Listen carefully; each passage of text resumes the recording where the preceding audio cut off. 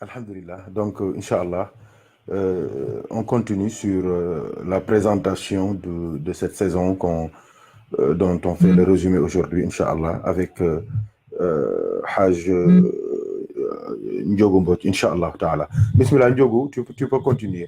Bismillah. Non, alhamdulillah. Comme je l'ai mentionné tout à l'heure, donc quand il a eu 20 ans, bon, à l'âge de 20 ans, bon, les médecins ont constaté sa maladie, c'est-à-dire qu'ils ont appelé à 21 ans la maladie de Charcot. Donc cette maladie avait causé qu'il avait commencé à perdre le contrôle total de ses muscles. Donc ça l'a conduit à l'usage d'un fauteuil roulant. Maintenant, après, il a commencé à avoir aussi des problèmes au niveau de la voix. Donc, on a dû lui donner un synthétiseur.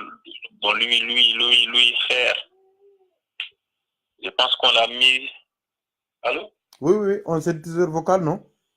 Oui, un synthétiseur vocal. Oui, alhamdoulilah, c'est ça. Donc voilà, ensuite, la pneumonie a fait qu'il avait perdu l'usage total de la voix. Donc finalement, voilà.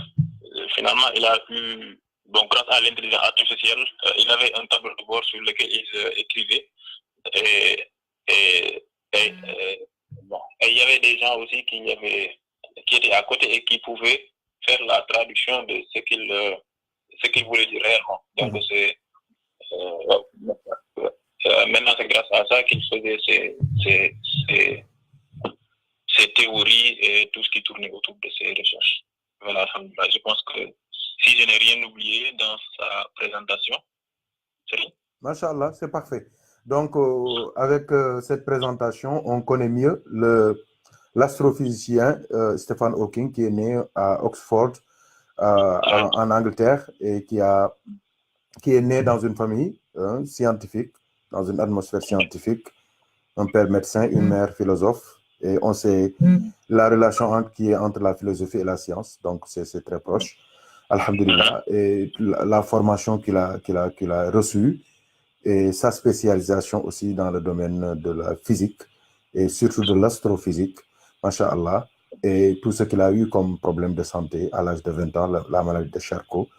Et maintenant, alhamdulillah, on sait que c'est un brillant intellectuel, un grand universitaire, mais c'est aussi quelqu'un qui a franchi ce qu'on appelle la red line, la ligne rouge, parce qu'il a réfuté l'existence d'Allah subhanahu wa ta'ala, de Dieu.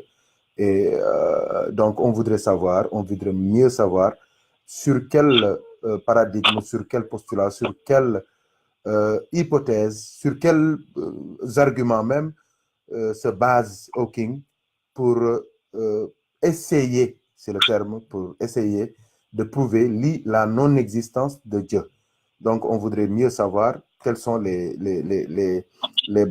bases scientifiques, selon lui, pour essayer de prouver la non-existence de Dieu, subhanahu wa ta'ala. Alhamdulillah, comme vous avez si bien fait le résumé, donc voilà. Donc, avant d'arriver à ça, j'avais oublié un point, c'est-à-dire ses travaux, ou bien ses orientations. Donc, lui, il est reconnu grâce à ses travaux sur les trous noirs. Donc, ça, c'est en grande partie la base de ses réfutations à propos de l'existence d'un créateur. Donc, voilà. Donc, bon, pour rappel, un trou noir, c'est lorsqu'une grosse étoile, une très grosse étoile meurt. Donc, et maintenant se concentre en un point très compact. Donc voilà, on appelle trou noir dans l'espace puisqu'il est invisible. Et ce qui est invisible, ce n'est pas ce qui n'existe pas, mais ce qu'on n'arrive pas à voir. Donc, c'est-à-dire, le trou noir n'avait pas de lumière. Mais aussi, le trou noir aussi a une force d'attraction très forte et absorbe aussi toutes les lumières. Donc, rien ne peut en sortir, ni matière, ni lumière. Donc, maintenant, c'est à partir de ça qu'il a fait pas mal de théories. sur l'inexistence d'un créateur. C'est-à-dire, lui, sa théorie principale, c'est le fait que Hawking a dit que l'univers s'est développé grâce à l'évolution. L'univers s'est développé grâce à l'évolution. Donc lui, il a dit que c'est cette évolution. Donc cette évolution n'a pas besoin qu'il y ait un élément déclencheur ou bien une intelligence supérieure pour que cette évolution voit le jour. Parce qu'il a dit que ça, c'est une chose naturelle. Parce que comme on dit, rien ne se perd, rien ne se crée.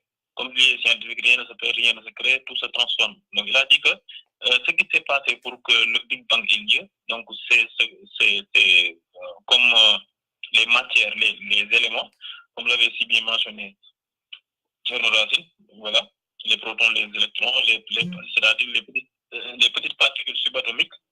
Donc là, ces particules-là, dans ce monde infiniment petit, donc les particules subatomiques, les protons et électrons, apparaissent de nulle part, puis disparaissent pour apparaître ailleurs. Maintenant, il a dit que la disparition de ces particules subatomiques peuvent être le début de la masse qui a été la base du Big Bang. Et il a dit que puisque ces particules se forment, donc il y a une forte probabilité qu'il n'y ait pas eu un seul Big Bang.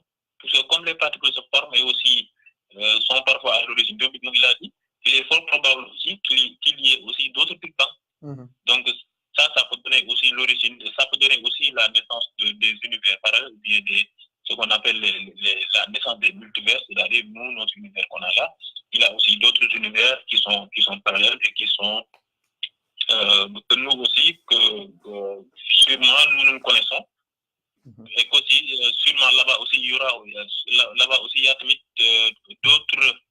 d'autres êtres vivants qui, il se peut qu'un jour, ces êtres vivants-là quittent l'univers et viennent coloniser notre univers jusqu'à venir sur Terre pour faire de nous des rats de laboratoire éventuellement. Donc il a dit et il a surtout dit que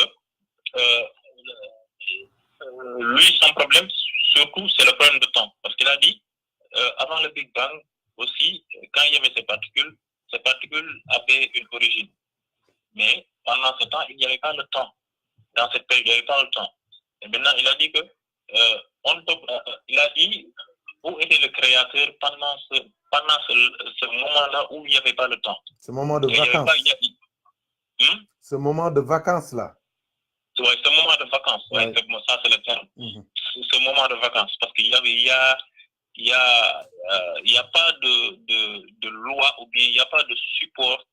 Il n'y a pas de loi quantique qui ont permis au Big Bang de se produire. Parce que pour que quelque chose se produise et pour qu'il y ait une personne qui soit à la base de tout ça, il faut aussi qu'il ait un référentiel ou bien un espace-temps sur lequel il peut se mettre pour créer un élément ou bien une chose. Donc lui, son problème, donc comme le temps n'existait pas en ce moment, maintenant il a dit que Dieu ne peut pas exister pour mettre en place quelque chose. Et même si ce quelque chose existe là, ça c'est pas sûr que ce soit unique. Le Big Bang qu'on connaît là, s'il a pu se produire, ce n'est pas sûr qu'il y ait un seul Big Bang. Il peut se produire plusieurs Big Bang de la même manière qu'on a eu ce Big Bang. Donc, je pense que c'est ça le début de sa réflexion. Donc, comme il a dit. Donc, mais si on regarde bien, on voit que lui, son problème, c'est principalement le problème de temps. C'est le temps, ouais. Voilà. Ouais, c'est le temps. C'est le temps. Ça aussi, lui aussi, il l'a aussi mentionné dans un de ses livres-là, qui est vendu à plus de 9 millions. 9 millions d'exemplaires. Ouais, 9 millions d'exemplaires, oui. Ça s'appelle Une brève histoire du temps, du Big Bang au trou noir. Donc voilà. Je pense que si je n'ai rien oublié, éventuellement. Masha'Allah, c'est parfait. Donc Hawking, comme on dit, comme le Coran nous l'apprend, c'est-à-dire que c'est des réflexions très approfondies, vraiment. C'est des millions de dollars utilisés pour les recherches qu'une seule phrase peut démonter en une seconde. Car c'est des réflexions seulement basées sur l'intellect. Or, l'intellect a ses limites. À un moment donné, il faut donner il faut donner le témoin, comme on dit, il faut passer le témoin au cœur pour qu'il puisse continuer ce voyage de l'homme. C'est-à-dire qu'il y a certains terrains, l'intellect peut aller là-bas, mais il y a certains terrains, l'intellect ne peut pas y aller. Il doit donner le relais, il doit donner doit passer le témoin au cœur. Au cœur, c'est la foi maintenant qui continue ce voyage. Comme on l'a dit aussi, les questions, les interrogations de Hawking et des philosophes qui l'ont précédé, et des philosophes qui sont vivants encore, c'est des interrogations de l'homme depuis l'existence de l'homme sur Terre. C'est-à-dire que l'homme, c'est Allah qui l'a créé. Ndiogu, quand on regarde bien le terme univers, quand tu regardes univers, si on essaie de séparer les deux mots qui composent le mot univers, c'est uni et vert. Oui. C'est comme si, même les scientifiques, ils ne savent pas que l'univers qu'ils sont en train d'étudier leur dit, mais regardez-moi, le mot univers leur dit, mais regardez-moi. Étudiez-moi avant d'étudier mes composantes. Tu vois? Donc, uni, vers qui maintenant? Vers Allah. Ouais. Tu vois? Même en anglais, c'est universe. Tu vois, en français, c'est plus clair. Uni, vers. Ifadatika, minka, ileika. Donc, c'est le prophète qui unit tout le monde et les guide et les oriente vers Allah. Tu vois ce que je veux dire, Ndiogu? Donc, les mots ont leur valeur. Attention. Et quand tu regardes l'univers aussi, ça renvoie aussi à l'eau, à la verdure. Quand tu enlèves le S de univers et tu mets un T, ça donne univers encore. Univers, la verdure, vers la baraka, vers l'abondance, vers la richesse, vers la spiritualité, vers le prophète Mohammed sallallahu alayhi wa sallam. Tu vois? Donc, il faut qu'il fasse attention. Même en arabe, c'est la même chose. L'univers, c'est al-kawn. Al-kawn, c'est innama amruhu iza arada shay'an an yaqula lahu kun fayakun. Donc, le mot magique, le mot divin par lequel Allah subhanahu wa ta'ala a créé tout, mais ces mots-là a la même racine que al-kawn, l'univers. Donc, l'univers en arabe aussi renvoie vers Allah subhanahu wa ta'ala, renvoie à Allah subhanahu wa ta'ala. Donc, c'était une remarque que je voulais partager avec vous et avec les frères. Donc, pour vous dire que ces questions et ces questionnements ont existé depuis l'existence de l'homme, qui est une émanation d'une volonté divine. Allah était méconnu, hein? Était caché dans sa cachette. C'est lui qui existait lui seul dans son existence, qui a précédé toutes les existences. Et à un moment donné, il a aimé se faire connaître. Et c'est là qu'il a créé la lumière du prophète Mohammed sallallahu alayhi wa sallam. À partir de cette lumière, maintenant, il a créé l'univers et tout ce qui est à l'intérieur. Donc, c'est pour cela qu'un juif était venu voir Sayyidina Ali ibn Abi Talib et lui avait demandé Aïn Allah, où est Dieu? Kayfa kan Allah? Comment est Dieu? Comment était Dieu? Et Mata kan Allah? Dieu a existé depuis quand? Et la réponse de Sayyidina Ali était claire et nette. Il lui a dit c'est lui qui a créé l'espace. On ne peut pas se poser des questions sur là où il se trouve. C'est lui qui a créé le comment. On ne peut pas se poser des questions sur comment il est. Et quand tu lui as demandé quand est-ce que Dieu a commencé à exister, il lui a dit quand est-ce que Dieu n'a pas existé. Tu vois? La dernière réponse, moi, je l'aime bien. Quand est-ce que Dieu n'a pas existé? Mata kan Allah, il lui a dit Mata lam yakun. Quand est-ce que Dieu a commencé à exister? C'est Ali lui a dit quand est-ce que Dieu n'a pas existé? Dieu a toujours existé et il va continuer à exister.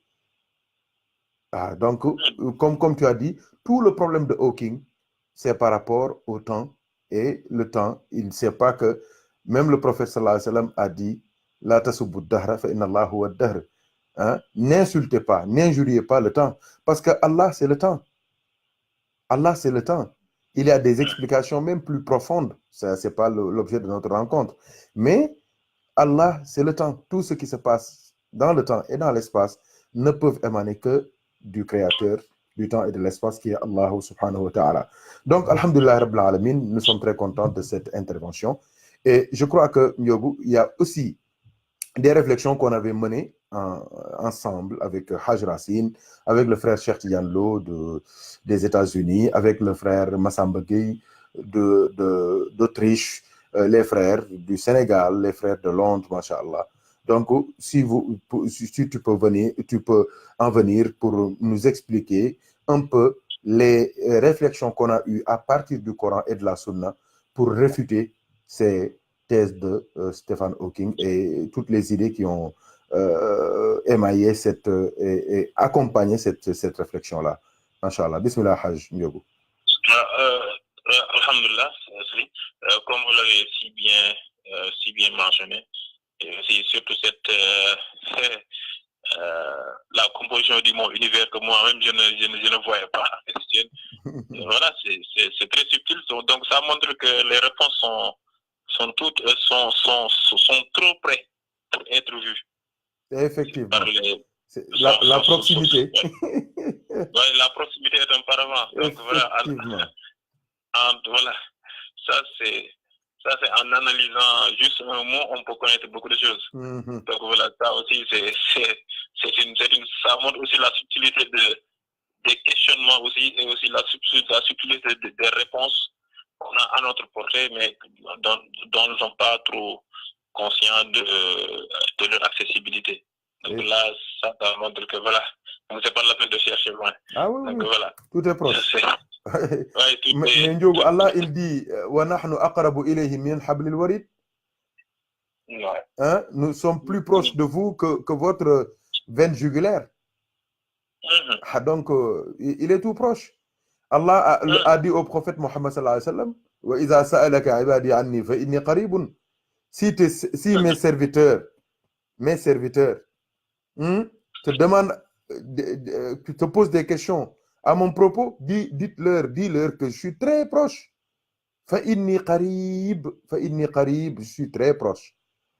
Maintenant, comme tu as dit, plus quelque chose est proche de tes yeux, plus tu le vois pas. Allah est tellement. C'est pour cela que hier j'ai dit que, en fait, c'est l'univers qui est invisible. Mais il n'y a que la manifestation d'Allah. Et c'est à travers cette connaissance-là qu'on a ce qu'on appelle l'unicité d'Allah. Tu vois, l'univers, l'unicité d'Allah. C'est le vrai tawhid où tout disparaît et tu ne vois que la manifestation d'Allah. En principe, nos bâtiments, nos rivières, tout ce qu'on voit sur terre sont les choses qui nous empêchent de voir la manifestation d'Allah. C'est ces choses-là qui sont invisibles. Et Allah, il est vraiment, vraiment visible. Mais il est visible avec l'œil du cœur. Avec l'œil du cœur. Qu'Allah nous aide et nous assiste. Bismillah. C'est une petite parenthèse. C'est une explication vraiment très simple. Et aussi, si je me rappelle bien, hier vous aviez donné l'exemple de votre discussion avec Mme Aladji Mohamed Djeguet sur chaque élément, sur les éléments sur lesquels il vous a posé une question. Chaque fois, il vous dit quelle est la racine, par exemple, vous parlez du mouton. Ouais. Ça, en fait, c'est un exemple très simple. Donc ça montre, par exemple, les hommes de Dieu, à partir de de questionnements très simples, ils peuvent te faire découvrir la grandeur apparente dont toi tu ne prenais pas la peine d'observer. Effectivement. Donc ça aussi, ça m'a marqué. Je l'ai écouté, réécouté pour voir, mais à chaque fois, je me dis c'est extraordinaire. Et voilà. Ça, ce sont des exemples vraiment trop pertinents. Effectivement. Donc qu'Allah augmente leur baraka et qu'Allah aussi nous fasse profiter de leur baraka. Tout à l'heure, je parlais en fait, je lui ai dit, en principe, tu sais que en première, on nous avait donné un sujet. Oui. Le sujet Ndiogu, figure-toi, c'est l'homme est un. C'était en histoire et géographie. En première. Mais moi, pour le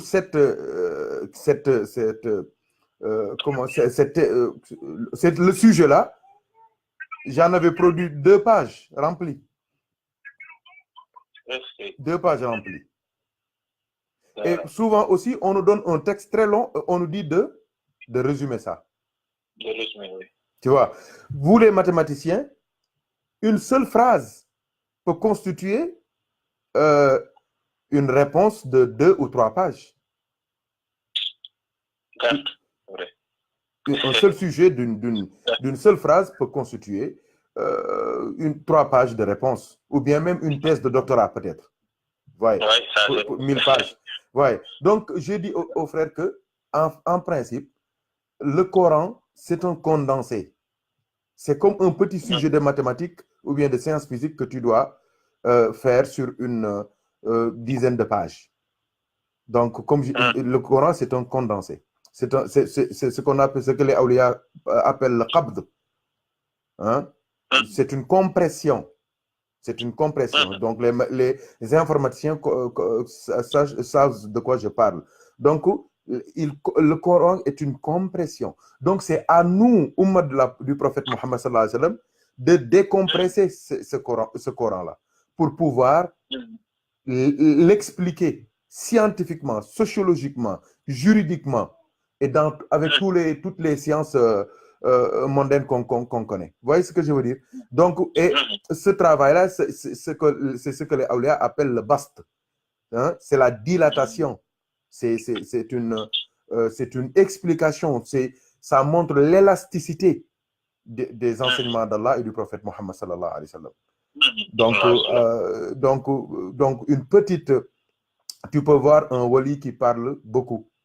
Il est dans le bast.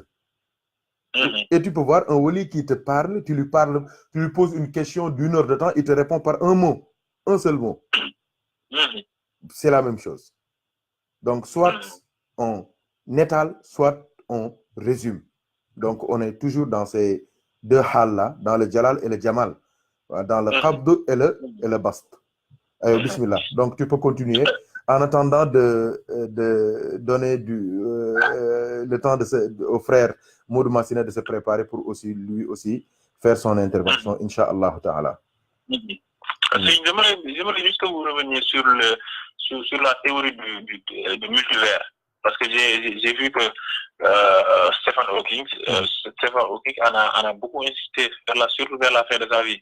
Donc, il a dit que l'univers a apparu spontanément. Il a commencé de chaque façon possible. La plupart de ses origines alternatives correspondent à d'autres univers. Voilà, certains ressemblent aux nôtres. La plupart sont très différentes. Donc, voilà. Donc ça c'est surtout vers la fin de sa vie qu'il a maintenu cette théorie. Donc ça et par exemple, quelle est la relation si on dit que, par exemple, l'homme est l'univers en miniature? Ça c'est tout. Là aussi, ça c'est votre domaine. Hein. C'est votre domaine. Vous m'invitez dans un terrain miné que je maîtrise pas. Mais tout ce que je veux te dire, c'est que Hawking, j'ai dit ça, hein, j'ai dit que Hawking était à un pas de la Haqqatul Muhammadiyya. Il était très proche du Fath, de l'ouverture spirituelle. Mais son problème, c'est qu'il a mélangé les pinceaux, comme on dit. Il a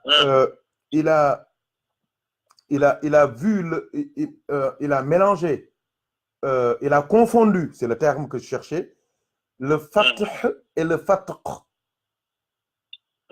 Car le fatq concerne les éléments matériels et le fath concerne le cœur. C'est vrai, hein, s'il dit qu'il y a beaucoup de Big Bang, mais il se trompe. Il se trompe en même temps, parce que le grand Big Bang concerne l'atmosphère, concerne l'univers, je veux dire, l'univers. Mais il y a d'autres Big Bang, mais qu'on nomme pas Big Bang, c'est des fath, c'est des ouvertures illuminatives, c'est des ouvertures,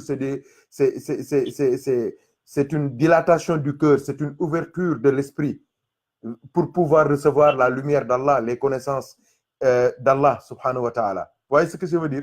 C'est pour cela que lui, il parle de multivers, on parle de multivers. Mais c'est vrai, l'homme même l'homme lui-même, l'homme c'est un univers lui-même, mais c'est aussi un multivers lui-même. Pourquoi? La preuve se trouve dans la Fatiha.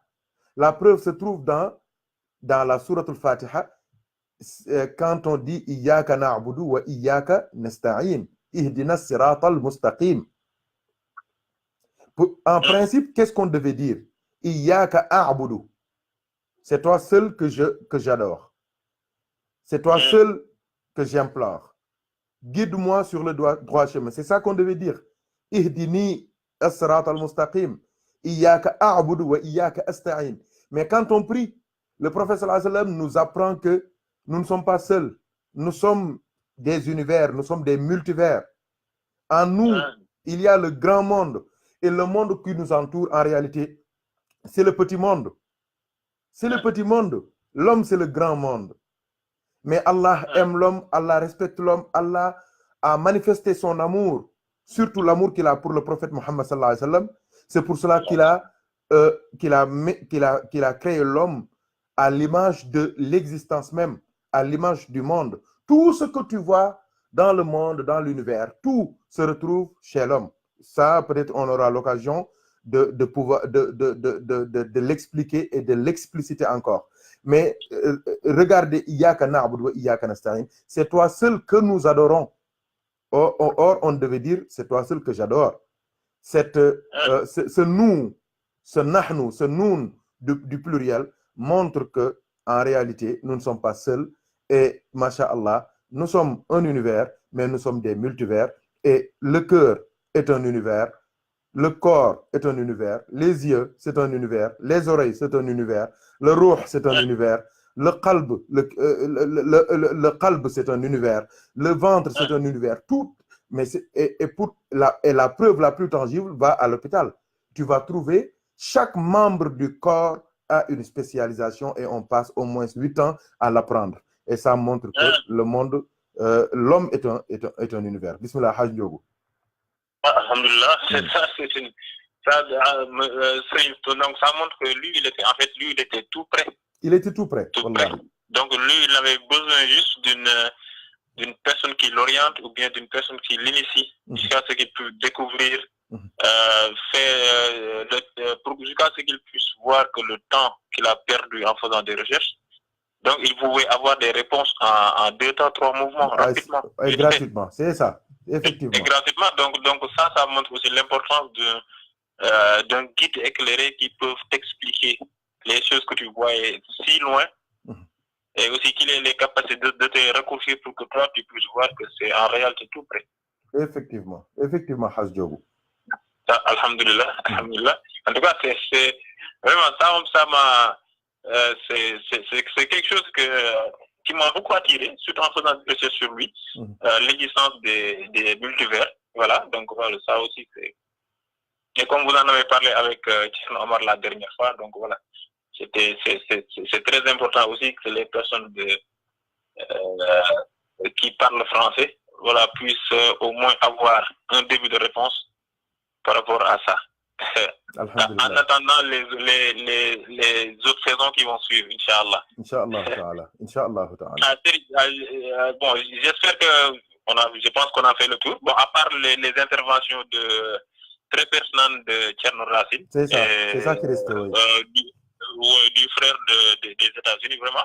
Bon, en fait, eux, ils sont entrés dans des termes un peu techniques, un peu à eux. Donc voilà, ça c'est donc ça c'est un peu compliqué par rapport à mon niveau. Mais je pense que s'ils pouvaient entrer, s'ils pouvaient participer et aussi faire leur participation, ce serait aussi bien. Mais comme vous le dites, donc ça aussi c'est qu'Allah nous facilite la compréhension et aussi la pratique de tout ce qu'on fait et aussi qu'il nous ouvre aussi, qu'il nous illumine par la lumière du prophète sallallahu alayhi wa sallam, pour qu'on puisse transposer ce qu'on a appris, pour qu'on puisse aussi participer grandement à l'explication, aussi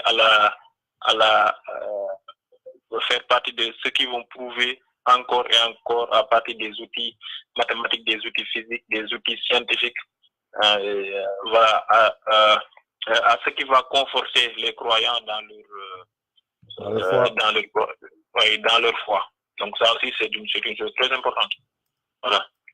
Ça aussi, et ça je pense aussi que le frère Thierno Racine a si bien démontré que, et aussi le frère Massamba Gueye d'Australie, lui aussi il a si bien démontré en plus du frère des États-Unis. Donc voilà, qu'Allah le papa d'une longue vie et aussi qu'Allah les illumine un peu plus par la baraka du prophète Sayyidina Muhammad sallallahu alayhi wa sallam.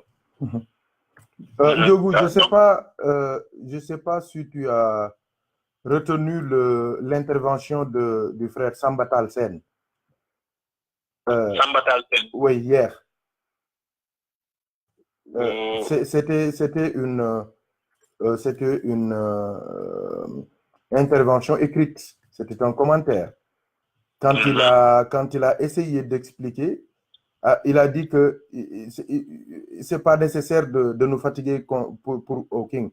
L'essentiel, c'est que s'il rentre dans sa chambre et qu'il trouve des mets, c'est-à-dire des plats déjà préparés. Oui. Tu avais vu ça? Oui, je l'avais vu. Oui. Donc, Inch'Allah. Si tu veux, vas-y, continue, parce que ça, c'est une très belle réflexion. J'étais en train de... Voilà, je pense que, en regardant les mots, je pense qu'il a dit que... il a d'abord parlé de la théorie des cordes, avant de revenir à ce que vous mentionnez tout à l'heure.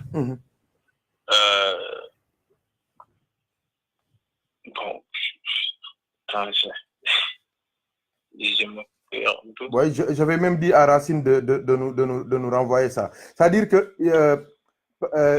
il dit que, par exemple, si Hawking vient et il trouve dans sa chambre des mets déjà préparés,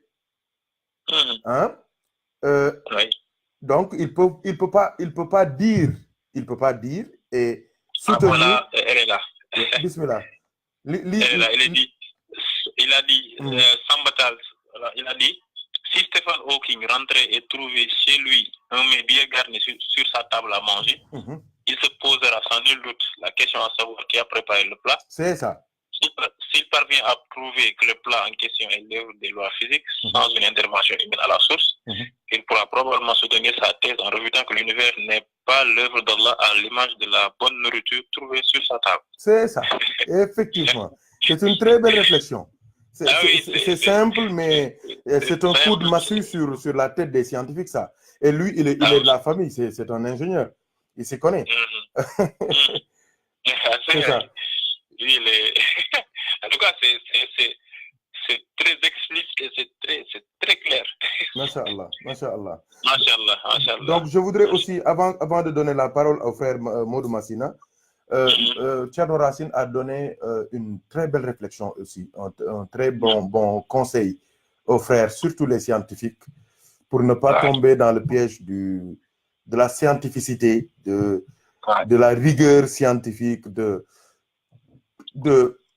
du rationalisme, même c'est pas de la rationalité, du rationalisme scientifique et tout cela. J'aimerais que tu reviennes en 1 minute sur ça avant de donner la parole au frère Modou Massina. Bismillah. Oui, alhamdoulilah, Thierno Racine, hier il avait parlé avec beaucoup de prudence par rapport entre guillemets scientifique, c'est-à-dire d'être humble, de savoir que C'est ça. ce que tu sais, plus tu progresses, plus tu es de plus en plus conscient de ton ignorance. Subhanallah. Donc ça doit conduire cette personne-là à une plus grande humilité. Et aussi, tant que tu n'as pas tout maîtrisé, tu ne dois rien réfuter. Tu dois toujours laisser une grande marge d'erreur ou bien une grande, comment on appelle ça, Oui, marge de sécurité. Ouais. D'erreur à ce que tu ne comprends pas. Parce que comme tu n'as pas le monopole du savoir, et aussi tu as su en grandissant et aussi en évoluant et aussi en continuant d'apprendre qu'en réalité tu étais trop ignorant. Parce que là-bas, parce que ce que tu sais en ce moment, en fait, tu ne te doutais même pas de l'existence de ces types de savoir, de ces types de connaissances. Donc ça aussi, ça doit participer à ce que tu sois beaucoup plus humble et aussi laisser une grande marge de manœuvre et aussi un grand intervalle, une grande marge d'erreur aux sciences que tu ne maîtrises pas. Effectivement. Donc je pense, entre autres, c'est de ça dont il avait parlé. Je ne sais pas si j'ai bien résumé. Mais c'est important. C'est important ces réflexions-là parce qu'il y en a beaucoup qui tombent dans le piège. Et c'est le shaitan qui pousse les gens à essayer d'utiliser la raison là où la raison n'a pas, même comme on dit, le cœur a ses raisons que la raison ne connaît pas. Je crois que c'est Pascal ou un autre qui l'a dit. Donc, il y a des moments, il faut donner, il faut passer le témoin au cœur pour qu'il continue la foi, pour qu'il continue cette marche de l'homme vers la recherche de l'agrément d'Allah subhanahu wa ta'ala.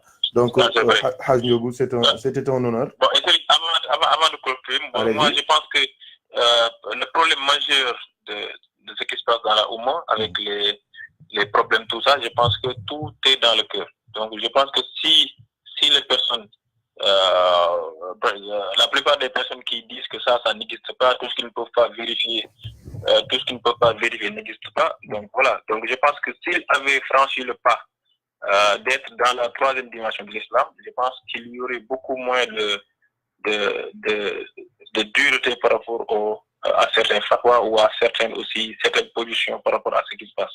Donc ça, c'était juste ma contribution, voilà, pour les personnes qui sont dans l'islam et aussi qui sont, par exemple, à la première étape, à l'islam, à l'iman, mais qui ne sont pas encore arrivés à l'ihsan, se laisser aussi une certaine marge de manœuvre ou bien une certaine voilà, comment on dit, intervalle d'ignorance de ceux qui ne savent pas et de seulement des choses que seulement le cœur peut voir, que seulement le cœur peut continuer, seulement le cœur peut sentir. Donc ça aussi c'est une chose très importante. Donc cette intervention je le fais parce que il y a une personne là, on a discuté tout à l'heure de ça. Donc voilà, je lui ai dit, voilà, il y a beaucoup de choses que toi tu ignores, moi j'ignore beaucoup de choses, donc je ne connais pas beaucoup de choses, mais ce dont je suis sûr, c'est que toi tu dois entrer dans l'ihsan pour découvrir les choses par toi-même. Et là je saurai que tu seras beaucoup plus sage, parce que lui aussi il a une manière très violente de traiter, voilà, les gens qui font du zikr, qui font beaucoup de choses que lui. Voilà, parce que je lui dis que ce n'est pas parce que tu n'as pas l'intelligence de concevoir une chose qu'elle n'est pas vraie. Donc voilà, donc ça c'est la dernière parole que j'ai partagée avec lui et j'espère que voilà, ça va l'aider un peu plus et ça va aussi m'aider aussi un peu plus, voilà, dans le cheminement spirituel. Donc ça sont mes dernières paroles pour aujourd'hui, Sadi. Donc la parole est à vous, Inch'Allah. Jazakumullahu khairan, Haj Ndiogou. Barakallahu fikum, c'est un honneur et un plaisir. Inch'Allah ta'ala, on va essayer de recevoir le frère Haj Modou Massina, Inch'Allah ta'ala, qui va intervenir lui aussi, car, alhamdulillah, il faut le dire, c'est lui qui est à l'origine de tout cela. C'est lui qui m'avait écrit une correspondance dans le but de partager avec moi certaines réflexions sur l'islam, sur sur, sur Stephen Hawking, et ça a donné naissance à toutes ces réflexions-là, toute cette saison-là, Masha'Allah, pour étudier et revoir les enseignements du prophète sallallahu alayhi wa sallam par rapport à Hawking. Et maintenant, alhamdulillah, tout le monde connaît Hawking, tout le monde recherche sur sa vie, tout le monde s'intéresse à la science. Il y en a beaucoup qui reprennent les livres, les ouvrages sur la science pour vraiment revivifier et fortifier leur foi. Et ça, vraiment, on ne remerciera jamais, jamais le frère Modou Massina. Haj Modou? Allô, salam alaikum, Ya Saïd. Wa alaikum salam, Habibi, tu es en direct. Oui, je suis en direct. Bonsoir, salam alaikum. Wa alaikum salam, bonsoir à tout le monde. Bonsoir à toi aussi. Merci beaucoup. Bismillah, c'est un plaisir. Merci beaucoup.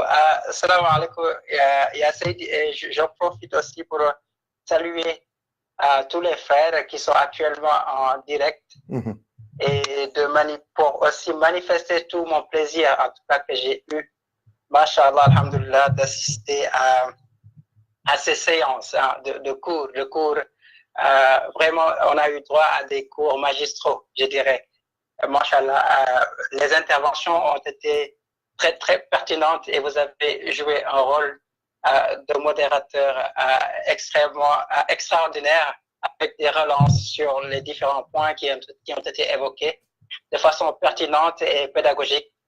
Vraiment, Masha'Allah, et c'est vraiment très, très, très loin. En fait, ça me surprend pas de votre part, mais c'est encore beaucoup plus loin que moi-même mes espérances. Donc, alhamdulillah, je rends grâce à Dieu et vraiment, je vous félicite pour ça, pour vous et aussi les autres frères qui ont intervenu, que ce soit Haj Ndiogu, Tierno Omar, Tierno Abdouracine et les autres frères qui ont écrit parfois des commentaires, que ce soit les frères Massamba, Sambatal, etc. Et tout le monde, et vraiment toutes les personnes qui ont suivi ces séances. Alhamdulillah. Alhamdulillah. Alhamdulillah. Alhamdulillah, nous sommes très contents parce que tu es le Fatih aujourd'hui, tu nous as ouvert une porte vraiment vers la science, vers la connaissance, vers l'amour d'Allah et du prophète Mohammed sallallahu alayhi wa sallam. J'ai dit aux frères que le travail qu'on est en train de mener,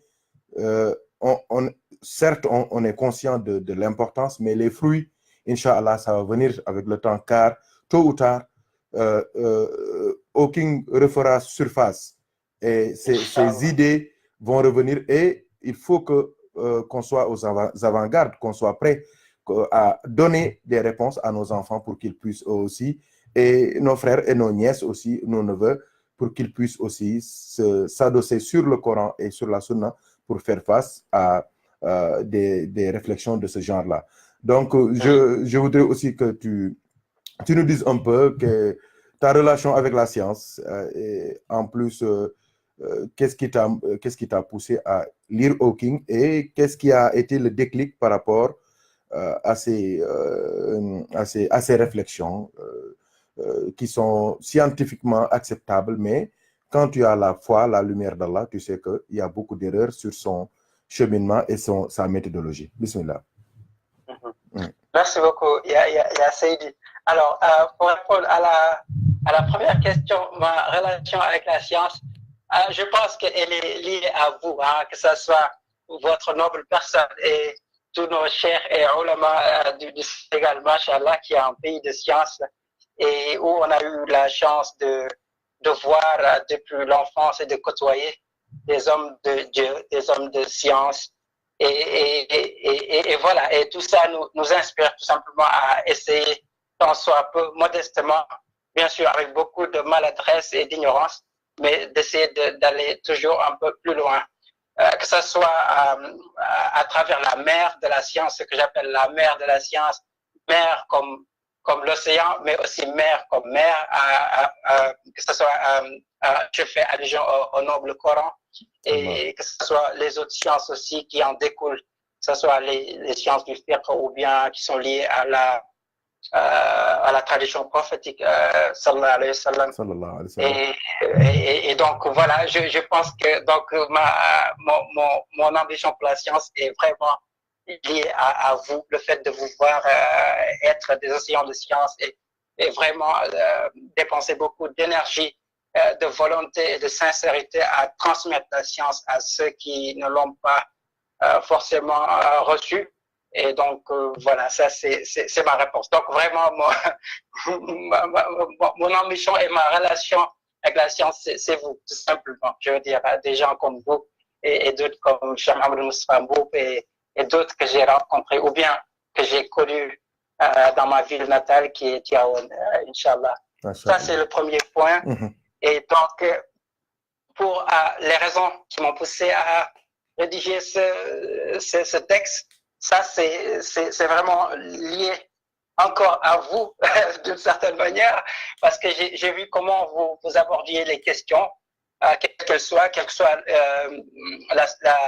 la complexité des questions, et parfois même des questions qui sont un peu à part. Je veux dire, elles paraissent un peu à part dans un premier temps, mais au final, en allant au bout de vos cours, on se rend compte que finalement, tout est important et on peut se questionner sur tout, on peut développer sur tout, mais juste pour revenir à l'essentiel, qui est l'enseignement de notre maître, Cheikh Ahmed Tijani,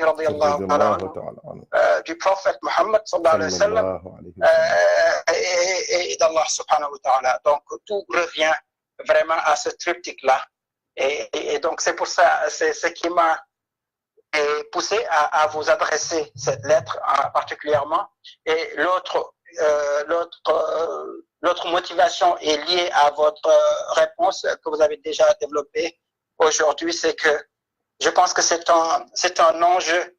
Si on croit que l'islam est la vérité, ce qui est le cas, et que le Coran renferme toutes les autres sciences, ce qui est évidemment aussi le cas, nous, en tant que scientifiques ou en tant que musulmans, tout simplement, nous devons être en mesure d'éclairer, d'utiliser la lanterne coranique pour éclairer toutes les autres sciences. Et nous devons aussi être en mesure de voir les liens qui existent, n'est-ce pas, de compléter les autres sciences et ça, c'est la deuxième motivation, tout simplement. Et donc, la dernière peut-être est peut-être la plus importante, en tout cas dans ce cas précis, vous l'avez aussi développé, c'est que c'est important à cette époque où on critique l'islam et les musulmans, et la plupart du temps sur des bases infondées, n'est-ce pas? Et on peut voir à travers cet exemple de cet éminent scientifique dans son domaine, Stephen Hawking, et qu'on respecte et que vous avez aussi vous l'avez aussi mentionné, mais qui est complètement à côté, pour m'exprimer ainsi, à côté du sujet quand il s'agit de parler d'Allah subhanahu wa ta'ala et de ses nobles attributs, n'est-ce pas, et que l'on respecte et que nos enfants, comme vous dites, dans l'avenir vont lire. Tout simplement, ils vont se poser des questions et c'est important d'avoir des réponses basées sur la logique et la rationalité que vénère, hein, n'est-ce pas, comme étant l'échelle de valeur scientifique, même si moi, en tant que musulman, en tant que croyant, je crois à la rationalité, à la logique, etc. Mais je crois bien sûr à autre chose qui dépasse tout ceci. Donc oui, c'est la motivation de ce texte. Alhamdulillah, très belle réponse, masha'Allah. Un but d'amour, de générosité, d'humilité surtout. C'est pour cela que j'aimerais aussi que tu interviennes un petit peu sur un des points qui m'intéresse beaucoup, c'est-à-dire que un intellectuel, c'est pas seulement celui qui refuse tout, qui refute tout. Comme on dit, même quand on nous apprenait à philosopher, on nous disait que l'antithèse n'est pas le contraire ou bien la négation de la thèse. on ajoute, on essaie de chercher de la valeur ajoutée, des trucs comme ça. Donc, je veux seulement dire que, en principe, en regardant des scientifiques comme vous, en écoutant des scientifiques comme Yogu, comme Mohamed, des ingénieurs, des diplômés, des professeurs d'université, et qui ont une spiritualité, masha'Allah, une foi qui peut rivaliser avec celle des grands hommes, non pas par prétention, mais par amour et par ambition. Donc, moi, ça me rassure et ça me fait plaisir. Et il y en a beaucoup, moi je le sais, j'en rencontre souvent. Il y a beaucoup de frères qui sont aveuglés par leur diplôme, surtout les scientifiques, surtout ceux qui évoluent dans certains domaines qui sont un peu cloîtrés, un peu rares. Donc, ils ont souvent tendance à minimiser, à même reléguer au second plan la spiritualité, la foi, pour dire que vraiment, il y a des limites et tout ça. Donc, j'aimerais que, même si c'est 2 minutes comme ça, que tu reviennes pour donner des conseils, surtout aux frères, et pour qu'ils sachent qu'on peut réussir les deux. On peut être au bureau la journée et la nuit, quand on voit là-bas, là où les awliya se retrouvent. Si quelqu'un ne te voit pas là-bas, c'est parce qu'il n'est pas encore arrivé à ce lieu-là. C'est possible. On peut réussir dans les deux domaines sans vraiment, pour avoir même l'équilibre. Pour moi, l'équilibre, c'est le fait d'être en très beau costume, vraiment, avec un bon parfum, parfum de classe, des habits vraiment chers, mais avec un cœur rempli d'Allah, subhanahu wa ta'ala, rempli d'amour et de foi, et rempli d'amour pour le prophète Mohammed sallallahu alayhi wa sallam. Donc, bismillah pour ce point-là.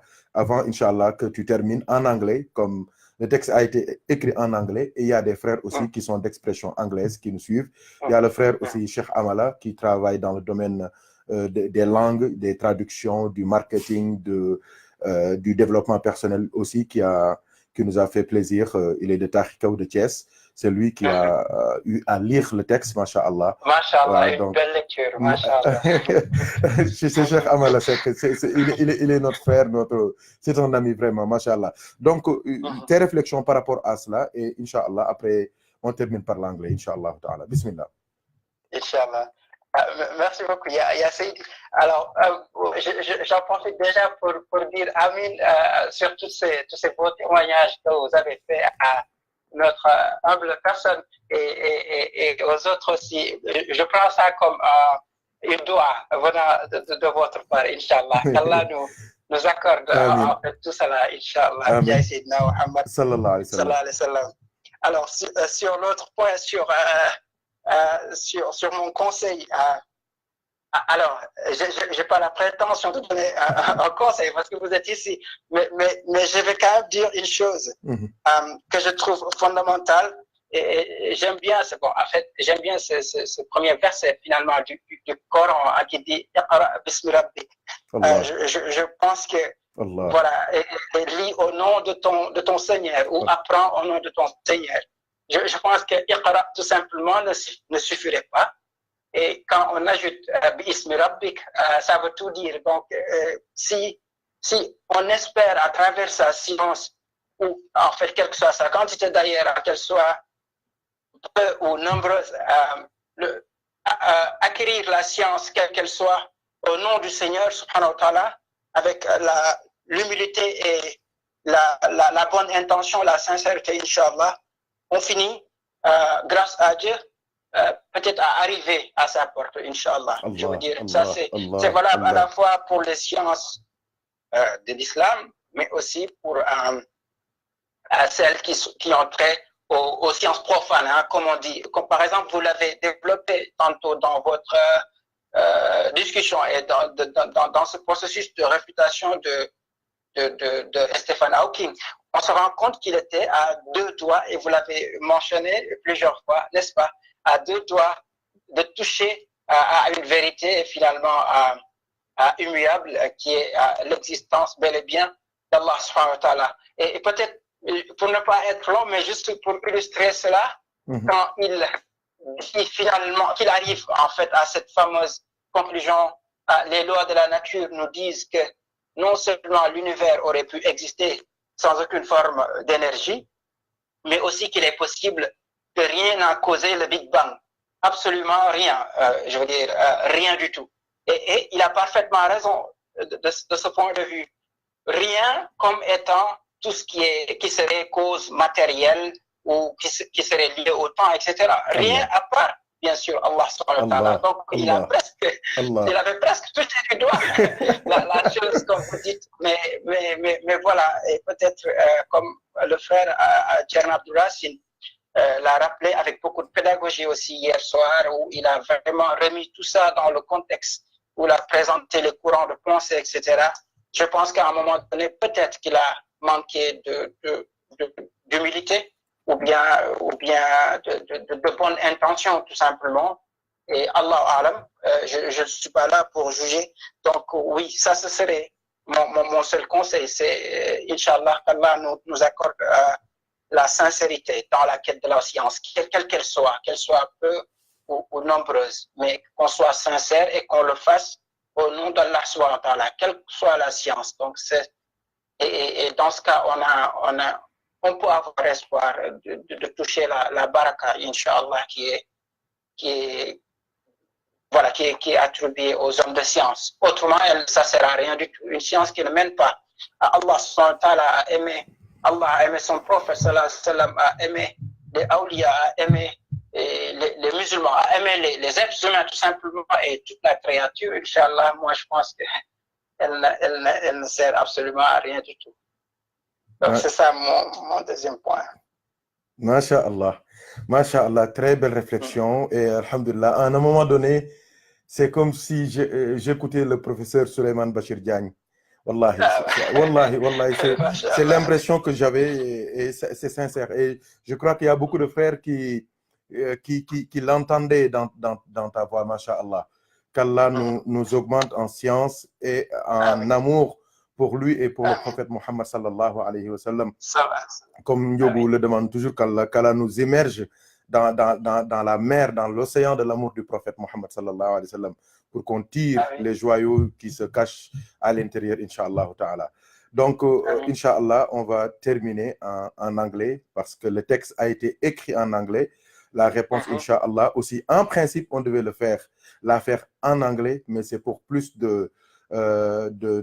d'accessibilité et de facilité qu'on l'a faite en français. Mais Inch'Allah ta'ala, on aura l'occasion de revenir pour des directs en anglais, Inch'Allah, parce qu'il y a beaucoup de frères qui sont d'expression anglaise. Masha'Allah, on a fait l'expérience avec la semaine internationale dédiée à Cheikh Ahmed Tijani, radiallahu anhu, et on aura l'occasion de refaire Inch'Allah, des séances exclusivement, je veux dire, en anglais pour que, Inch'Allah, tout le monde puisse tirer profit. Donc, Inch'Allah, we are with the brother, the beloved brother, Moud Masina, who had sent us a letter in which he was talking about Allah subhanahu wa ta'ala and about a science named Stephen Hawking, who said that God doesn't exist, and he tried to give evidence to make people believe that God doesn't exist, and we have tried to answer, Insha'Allah, through the teaching from Allah subhanahu wa ta'ala in the Holy Quran, and the teaching from the Prophet Muhammad sallallahu alaihi wasallam in his Sunnah, and the teaching of all the scholars in the Ummah of the Prophet Muhammad sallallahu alaihi wasallam, who the Ummah I name every day the Ummah of Iqra. We are Ummah of Iqra. Iqra is first injunction from Allah subhanahu wa ta'ala to the Prophet Muhammad sallallahu alaihi wasallam when he saw Jibril, the angel. The first word he heard from Gabriel from Allah subhanahu wa ta'ala is Iqra. That's why we have to learn everything, every science in the world to serve our religions, our religion, Islam, and to follow the path of the Prophet Muhammad sallallahu alaihi wasallam. And we want to thank the brother Maud Masina, who is the origin of all the science. We are, mashallah, eating and drinking from the brothers, from the sisters, from America, from Africa, from Europe, from everywhere in the world, because the topic is very, very, very important. And inshallah, our nephews, our sons, inshallah, will inshallah find answers from Allah and the Prophet Muhammad sallallahu alaihi wasallam, where inshallah there will be in front of questions from scientists and scholars like Stephen Hawking. And I want to thank also the brother Sheikh Amal Sek who read yesterday the text from the brother Maud Masina, inshallah ta'ala. I want him, inshallah, to say some words, inshallah, in English to the brothers and the sisters who follow us from everywhere in the world, inshallah ta'ala. Bismillah, Haj Maud Masina. Thank you very much, Sayyidi Habibi.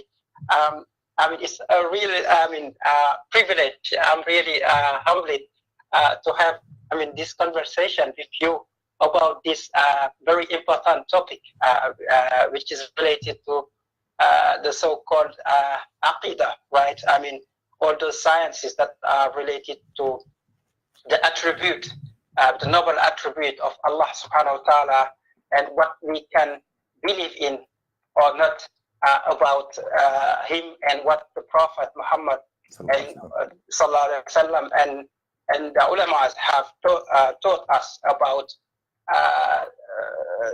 believing in God and in the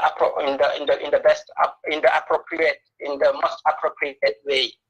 And I have written this essay, or this as I said, because and I decided to send it to you because I know your knowledge, you are knowledgeable, but also your humility and your open-mindedness to go through very difficult questions, which are related to the existence of God and what we can attribute to Allah subhanahu wa ta'ala or not. So that's the reason why I have chosen you as a destinator, right, to this, this work. This essay I have tried to do, and then I think that the importance of giving an answer or refuting the arguments of eminent scientists and scholar, which is who is Stephen Hawking, is that it is important for Muslim believers to show that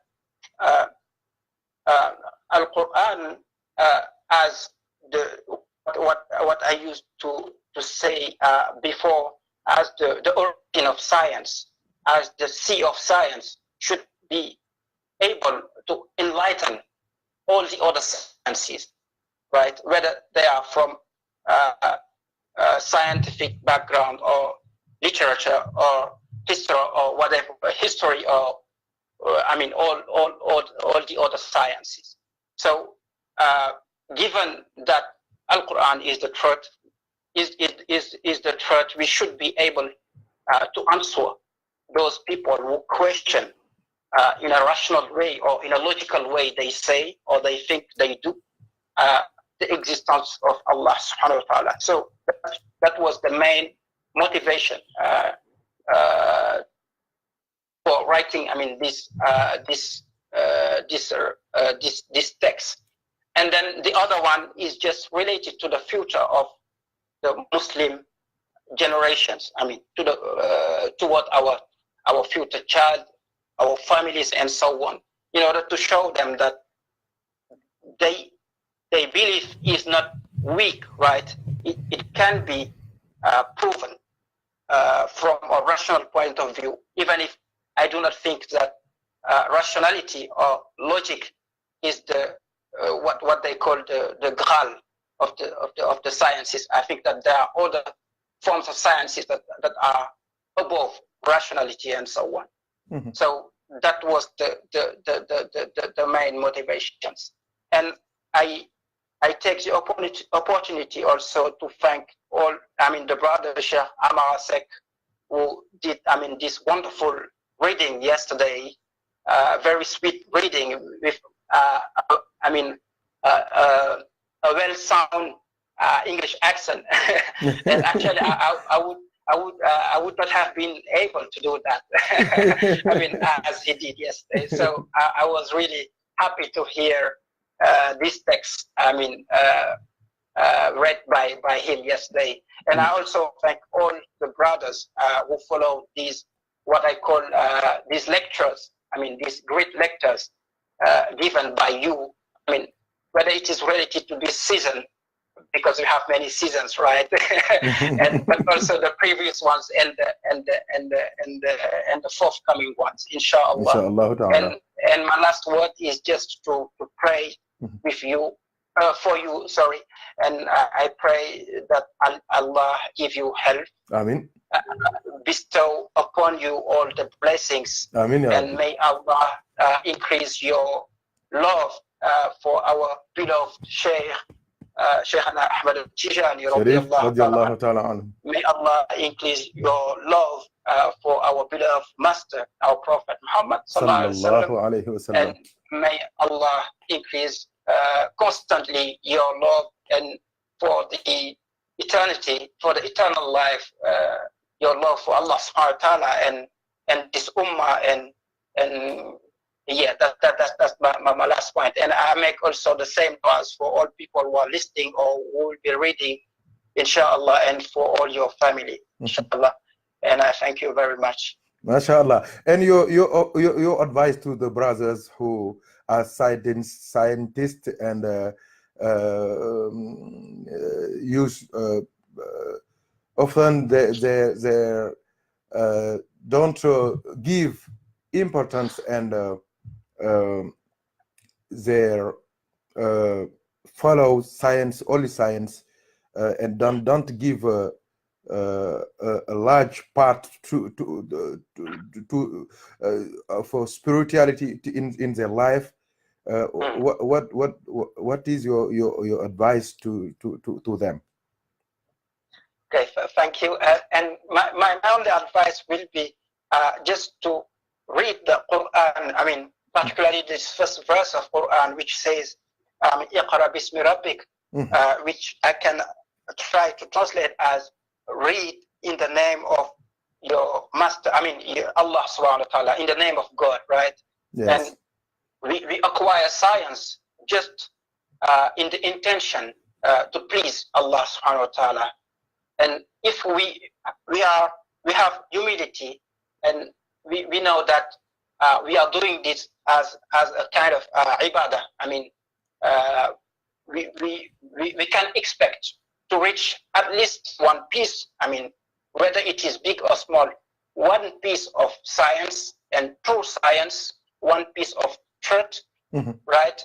And it will definitely lead to reach Allah subhanahu wa ta'ala, His noble Prophet sallallahu alaihi wasallam, and the shuyukh and the ulamas, right? And whether we approach it from, I mean, those sciences which are related to religion, or from those which are not necessarily directly related to religion, such as cosmology or history or literature, whatever the science, right? In everything we can basically see, the manifestations, the tajalliyat of our of Allah subhanahu wa ta'ala, his manifestations. Actually, Allah subhanahu wa ta'ala, as you know, just show us himself in everything and everywhere, basically. Allah. So we just need to have this a good intention, as they say, innamal a'malu binniyat. Just may Allah bestow upon us ikhlas, this sincerity. We just need that. Yes. Inshallah, and then we will at least reach. And perhaps the end point is not to reach, but just to try to reach. And yes. Inshallah, Allah with His rahmah will make us reach. Inshallah. Inshallah. So that's my last point. MashaAllah. Jazakumullah khairan. May Allah reward you, inshallah, and bless you, inshallah, and bless all your relatives, inshallah, subhanahu wa ta'ala. And may Allah give us, inshallah, the love of the Prophet Muhammad sallallahu alayhi wa sallam, inshallah, and long life with health and wealth, inshallah ta'ala. There are some brothers, inshallah, who judged that the level is very high. That's why they can't participate, inshallah ta'ala. I mean, my family from Senegal. I just take this last opportunity to call for du'as. Du'as for someone who, which is really deep in my heart, right? Which is who is sick, actually. And I just call for du'as and rahmah, inshallah, and for all Muslims also. I just take the opportunity because I have the expectations that if you make dua, inshallah, Allah will answer these du'as, inshallah. Inshallah. We'll make dua, inshallah, together. Inshallah, we'll ask Allah subhanahu wa ta'ala to give him wealth and health, inshallah, subhanahu wa ta'ala. Shifa and tamman, inshallah, tabaraka wa ta'ala. Thank you very much. Thank you very much, Sheikh Mahmoud Masina, inshallah. And excuse us, inshallah, for disturbing you and taking your time, inshallah. No. It was a honor. It is us who are taking your time, yes. No problem. It's a pleasure and an honor, inshallah, to share with you, inshallah, because the Prophet Muhammad sallallahu alaihi wasallam, that is his life, sallallahu alaihi wasallam. All his life he was sharing. Nowadays he's still sharing, inshallah, light, love, and guidance, sallallahu alaihi wasallam. And inshallah, we are on his path, and we'll stay on inshallah, from here to inshallah to Jannah, inshallah ta'ala. Amin ya Allah. Thank you, Yasin. Thank you very much. Jazakumullah khairan. MashaAllah, good night, inshallah. Alhamdulillah, kon mbokk yi fa tabarakallah, dafa mel ni am nañu bëri nag daw nañu waaye jaru ko woon. Donc Haj Makhtar maa ngi gis muy sëkkatal sëñ Mbay, ma xam Mbay dafa dégg anglais, mu ne ko nag ñëwal, te aujourd'hui c'est le vrai jour de l'anglais, mais c'était chaud quand même, c'est le grand niveau. Même moi c'était un peu chaud pour moi, mais bon, alhamdulillah, par l'aide de Dieu, tout est bien qui finit bien. Nous demandons là de nous bénir nous tous, de nous donner la force de l'adorer, de suivre les pas du prophète sallallahu alayhi wa sallam.